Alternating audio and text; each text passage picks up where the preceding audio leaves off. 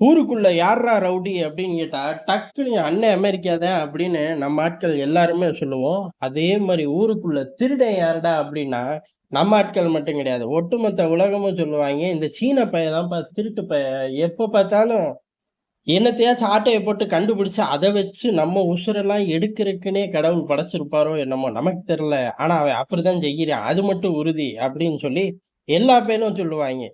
எல்லா பேர்லயும் எப்புட்றா சொல்லுவாய்ங்க அப்படின்னு கேட்டா, ஏன் அப்புட்ன்னா, சீனாவ பொறுத்தவரை பொதுவாவே ஒரு நாடு எங்க சண்டை போடும்? எல்லைகள்ல தான்டா சண்டை போடுவாய்ங்க. அது தண்ணியே இருந்தாலும் சரி, அந்த இடத்துல மீன் பிடிக்கிறேன்னு சண்டை போடுவாய்ங்க. தண்ணி இல்ல, நிலம் அப்புட்ன்னா கேட்கவே வேண்டாம். ஆனா சீனாக்கு மட்டும் விதிவிலக்கு. காரணம் என்ன? அவன் எங்கிட்டாச்சும் போவான். ரஷ்யாவ பார்க்க போறேன், அமெரிக்காவ பார்க்க போறேன், ஆப்பிரிக்கா பக்கம் போறேன்னு போவான். போற வழிய நான் யூஸ் பண்றேன். அதனால அதுல எனக்கு உரிமை உண்டு அப்படின்னு சொல்லக்கூடிய வித்தியாசமான திருட்டு பையன். அப்படிதான் ஆர்க்டிக் பகுதிகள்ல எல்லாம் போய் சண்டை இழுத்து வச்சிருக்கான். நாள பின்ன அண்டார்டிகாக்கும் போவான். ஒருவேள கிக்னாலஜி வளர்ந்து நிலவுக்கு ஒரு நாள்ல போயிட்டு வர மாரி வந்துருச்சுன்னா, ஆகாயத்திலேயும் உரிமை கோருவான். அப்பேற்பட்ட திருட்டு பையன் சும்மா இருப்பானா நம்ம பக்கத்துல உட்கார்ந்துட்டு அப்படின்னா, அவன் என்னைக்குடா சும்மா இருந்தான்? நம்ம ஏதோ 12 வருஷம் தட்டி வைக்கிறனால பயப்புள்ள அடக்கி வாசிக்கிறான். இல்லாட்டி அவன் பாட்டு ஜியோ போடுற மாரி குளோபல் டைம்ஸ்ல போட்டு, இதான் போதும் எடுத்துக்க அப்படிங்கிற தோரணையிலலாம் சுத்திக்கிட்டு திரிஞ்சான் ஒரு காலகட்டத்துல. இப்ப அவனால ஜியோவே போட்டாலும் மதிக்கிறதில்ல. குளோபல் டைம்ஸ் ஏறக்குறைய ரிட்டயர்ட் ஆயே கிடக்கு. ஒரு 6 மாசமா அவன் பெரிய அளவுல எதையுமே வாசிக்கல. என்னான்னு தெரியல. எடிட்டர மாத்திட்டாங்களா? இல்ல எடிட்டருக்கு சம்பளம் கீது போடலையான்னு தெரியல. ஏலே நீ படிக்கலன்னு சொல்லியா? அதெல்லாம் வந்துகிட்டு தான் இருக்கு அப்படின்னு நம்ம ஆட்கள் யாராச்சும் வந்து சொல்லக்கூடும். நம்ம ஆட்கள் இப்ப நெறையா வந்து சொல்றார்கள். சில பேர் சங்கின்னு போட்டு போயம்லாம் எழுதுறார்கள். அந்த போயம் உலக அரசியல் சார்ந்து எழுதா எல்லாரும் படிச்சு தெரிஞ்சுக்குவோம்ல. ஏன்னா இது முழுக்க முழுக்க அரசியல். கட்சிகள விட்டுட்டு நாடு, நாடு சார்ந்த அரசியல்னு போக்கூடிய இடம். இந்த இடத்துல கட்சிகள தூக்கிட்டு வந்தோம்னா ஏமாந்து போயிருவோம். சும்மாவே இவன் விஷயத்த விட்டு வேற பக்கம் போயிருவான்னு நம்ம ஆட்கள் சொல்லுவாங்க. இப்ப புதுசா ஒரு ட்ரெண்ட் வந்திருக்கு. ஏலே இவன் விஷயமே சொல்லடான்ட்டாரு நம்மாள் ஒருத்தர். நானும் கடைசி வரையும் கேட்டுக்கிட்டே இருக்கேன். அவன் பாட்டுக்கு காமெடிய பண்ணிட்டு போயிட்டான் அப்டின்ட்டாரு. நமக்கே தூக்கி போட்டுருச்சு. நம்ம அப்படி ஒண்ணும் பண்றது இல்லையே. ஃபுல் டைமாவா பண்றோம். நடுவுல விஷயங்கள் இருக்கும் அப்படின்னு கூட கிடையாது. எப்பயுமே விஷயங்கள் இருக்கும். சரி கிளைமாக்ஸ் வரதுக்குள்ள செய்திய பார்த்துருவோம்.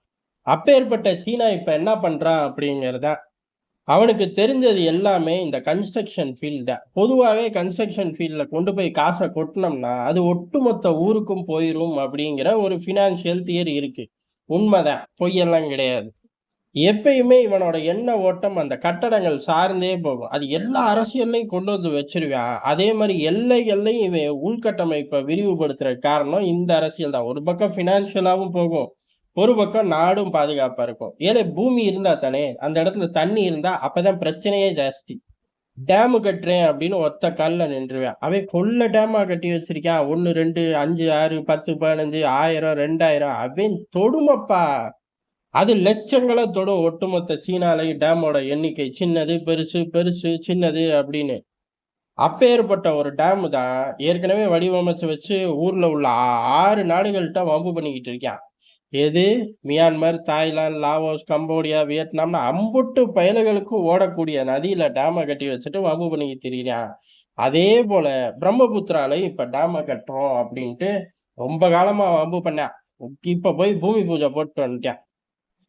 ஏன்டா அவனுக்கு கொள்ள பிரச்சனை இருக்குன்னீங்க, பொருளாதாரம் அப்படியே ஊஞ்சல் ஆடுதுன்னீங்க.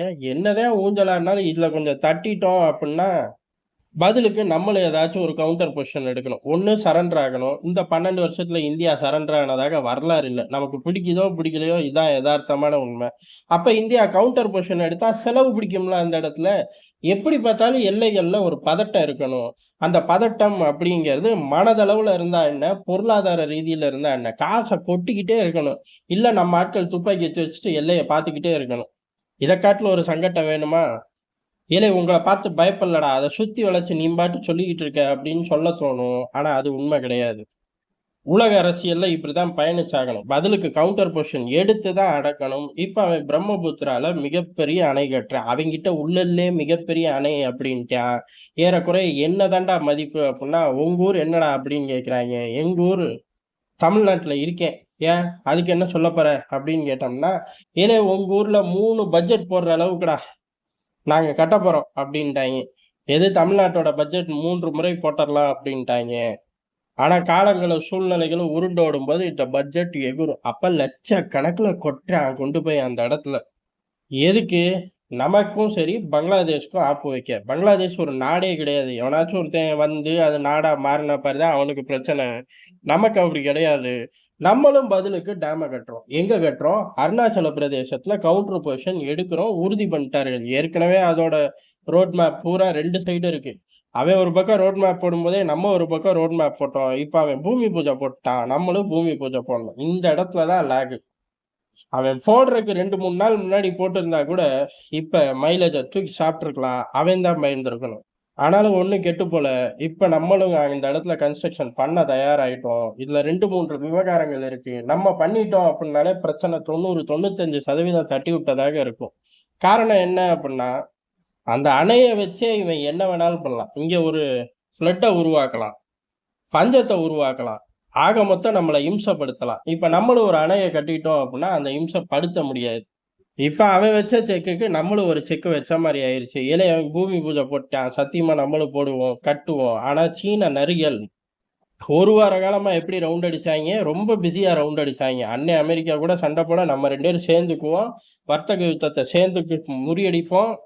இதுல ரஷ்யா கிட்ட வேற போய் நின்னுட்டாய்ங்க. ரஷ்யா, சீனா, இந்தியா அப்பயே சொல்லவே எவ்வளோ அழகா இருக்கு. ஆனா இந்தியா ஒத்துக்க மாட்டேங்கிறான். நீங்க கொஞ்சம் பேசுங்க முதலாளி அப்படின்னு சொல்லி அந்த பக்கம் ரவுண்ட் அடிச்சுக்கிட்டு இருந்தாய்ங்க. எப்ப சம காலத்துல இம்புட்டும் ரவுண்ட் அடிச்சு, இதுக்கு நம்ம விடையே சொல்லல. அவன் பூமி பூஜை போட்டான். இப்ப நம்ம விடை சொல்லுவோம், தூக்கி போட்டு மிதிக்காம இருந்தா சரிதான். சீனாவை என்னைக்குமே நம்ப முடியாது. சீனாவை இந்தியர்கள் நம்பவும் தயாரா இல்லை அப்படிங்கிறனால தான் நம்மளும் ஆக்ரோஷமா ஸ்டெப் எடுத்து வைக்கிறோம். இந்த 1 வாரம் 10 நாள் அவன் எடுத்த எந்த ஸ்டெப்புக்கும் நம்ம மடங்கவே இல்ல. நம்ம ரவுண்ட் அடிக்கிறலாம். ரேர் எர்த் மினரல ரிலீஸ் பண்ணு. இல்லாட்டி ஒட்டு மொத்தமா நாங்களும் குளோஸ் பண்ணோம்னா பொழப்பு நாறி போயிரும் பார்த்துக்க. வித்தா தானடா, வச்சிருந்து என்னடா பண்ணுவ? அப்படிங்கிற மாரி வெளியுறவுத்துறை நாசூக்கா அடிக்க வேண்டிய இடங்கள்ல எல்லாம் அடிச்சுக்கிட்டு இருக்கு. பரபரப்பா அறிக்கை 10 பக்கத்துக்கா விட முடியும்? போய் உட்கார்ந்து பேசிட்டு வந்திருக்கோம். அந்த கேப்ல தான் இந்த சம்பவம். இதுக்கும் இந்தியா கவுண்டர் பொசிஷன் எடுக்கும். சீனா கதறும். நம்மளும் இங்க விரிவா பார்ப்போங்கிறது தான் எதார்த்தமான உண்மை.